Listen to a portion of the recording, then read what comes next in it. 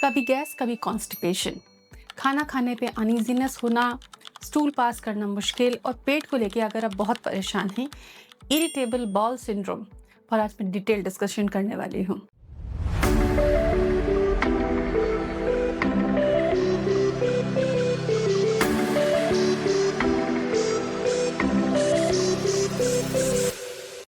Irritable bowel syndrome एक ऐसी चीज़ है जिसमें स्ट्रक्चरल प्रॉब्लम नहीं होती है, इसमें पेट के फंक्शन में प्रॉब्लम होती है। आज हम उसको पूरी तरह सॉल्व करेंगे। आप सभी का स्वागत है प्रिनास डाइट क्लिनिक में, जहां पर हम थेरापेटिक न्यूट्रिशन की सहायता से अपनी लाइफ को बेटर बनाते हैं। चैनल को सब्सक्राइब करें और ढेर सारे वीडियोस हैं, सीखें और लाइफ को इम्प्रूव करें। IBS एक फंक्शनल गट डिसऑर्डर है।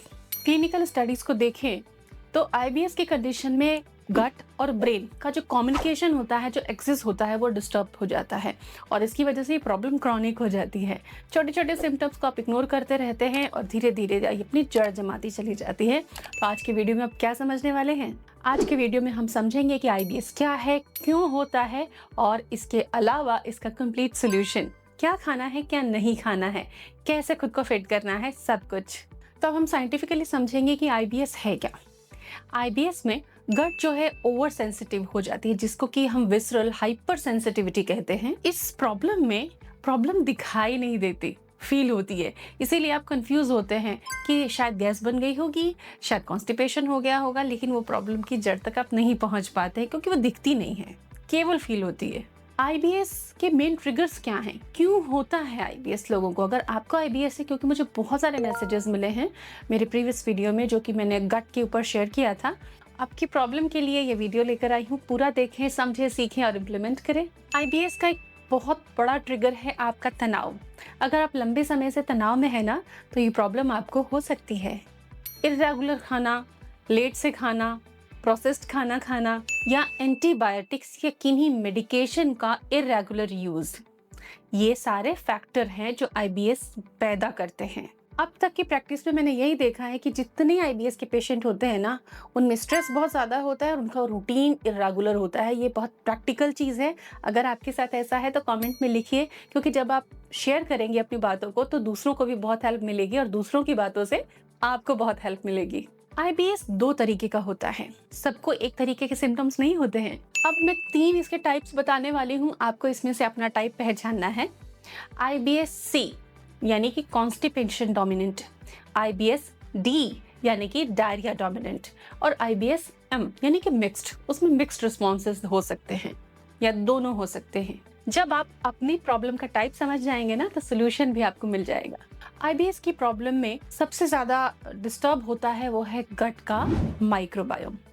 इसमें इम्बैलेंस होने से गैस और ब्लोटिंग बढ़ती है। जितनी भी स्टडीज़ हैं वो देखा जाए तो IBS की कंडीशन और वर्स हो जाती है जब गट माइक्रोबायोम डिस्टर्ब होता है, तो हमको उसको भी रिस्टोर करना है साथ साथ। अब हम बात करते हैं सोल्यूशन की कि IBS अगर मुझे है यानी कि आपको है, तो आप उसके लिए क्या करना शुरू करें। ये बड़ी प्रैक्टिकल अप्रोच है और इसे अपने लाइफस्टाइल में धीरे धीरे इम्प्लीमेंट करना होगा। तो यहाँ आपकी स्माइल, आपकी पॉजिटिविटी भी काम करेगी इसको इम्प्लीमेंट करने में। सबसे पहले आपका खाने का जो समय है वो निर्धारित हो, फिक्स्ड हो और बड़ा सही होना चाहिए। ये नहीं है कि आप रात को 11 बजे खाते हैं तो उसको आपने निर्धारित कर लिया, नहीं, सही समय डिसाइड करें और उसको फिक्स कर ले अपने मील के लिए। दूसरा है कि कुछ ट्रिगर फूड्स होते हैं। जिस भी टाइप का आपको IBS है उसमें आपकी बॉडी के अकॉर्डिंग कुछ ट्रिगर फूड ज़रूर होंगे जिनको खाने से आपकी कंडीशन डिस्टर्ब होती है, वो आपको पहचानना होगा। जिसमें हम आपकी सहायता कर रहे हैं कि अपने उन ट्रिगर फूड को पहचानिए। किसी को रेड चिली से, किसी को ऑयली सब्जी से, किसी को पनीर से ये प्रॉब्लम और बढ़ती है क्या? आपको जिस चीज़ से बढ़ती है उन फूड्स को आपको अवॉइड करना होगा। बहुत कम खाएं उसको, कभी कभार खाएं, कम करें उसकी फ्रिक्वेंसी को। और तीसरा अप्रोच है स्ट्रेस मैनेजमेंट। जब आप वॉक करते हैं, फिजिकल एक्टिविटी करते हैं ना, वॉक करेंगे, घर से बाहर निकलेंगे, चलेंगे फिरेंगे, दो चार लोगों से बात करेंगे, हरियाली वाली जगह पर जाएंगे, स्ट्रेस वैसे ही कम होगा। योगा और ब्रीथिंग भी आपको हेल्प करने वाले हैं। तो आपकी जितनी कैपेसिटी है उसके अकॉर्डिंग आप वॉक, योगा और प्राणायाम का सहारा लीजिए।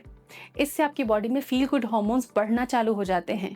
इंस्टेंटली आप खुशमिजाज में आपको महसूस करते हैं। कुछ काम जो आपको बिल्कुल नहीं करने हैं, अपने मन मर्जी से लैक्सेटिव का इस्तेमाल करना, अपनी मर्जी से आयुर्वेदिक जड़ी बूटी औषधि फाँकते रहना या किसी की सलाह पर कोई भी मेडिसिन, सिरप आदि का सेवन करना, ये आपको नहीं करना है। अपना टाइप पहचानिए और जो स्टेप्स हम आपको बता रहे हैं उनको आप फॉलो कीजिए, वो काफ़ी आपके लिए सेफ हैं। हर दिन आपको कुछ चीज़ें ज़रूर खानी है। नंबर 1 है प्रोबायोटिक, और भारतीय घरों में भारत का जो हमारा प्लेसमेंट है ग्लोब पर, उसको देखें तो दही नॉर्थ से साउथ तक इजीली अवेलेबल है। तो हर दिन लो फैट कर, डाइजेस्टिव इश्यूज रहते हैं, हम फैटी चीज़ नहीं लेंगे ज़्यादा जो पेट को भारी हो, हम लो फैट कर्ड ले लेंगे या दही में से बटर हटाकर उसका छाछ बटर मिल्क बनाएंगे और उसको एक दिन में एक बार एटलीस्ट ज़रूर लेंगे। ईसबगोल जैसे सोल्यूबल फाइबर्स हमको हेल्प करते हैं स्टूल को बल्क देने में और उसको सॉफ्ट रखने में, और ये गट हेल्दी गट माइक्रोबायोम को फ्लरिश होने में, बढ़ने में सहायता करते हैं। तो दही या छाछ में थोड़ा सा ईसबगोल मिलाकर आधा चम्मच आप उसे ले सकते हैं। मैंने आपको बहुत ही बेसिक और बहुत ज़रूरी बातें बताई हैं। अगर इन डूज एंड डोंट्स को आप फॉलो करते हैं तो आपको काफ़ी आराम मिलेगा और डेफिनेटली आप खुश रहेंगे, मूड अच्छा रहेगा, क्योंकि पेट का सीधा रिश्ता है दिमाग से। ब्रेन का फंक्शन, स्ट्रेस, सब कुछ कंट्रोल होता है अगर पेट ठीक रहता है तो। Hope it helps you. Best wishes. Thank you.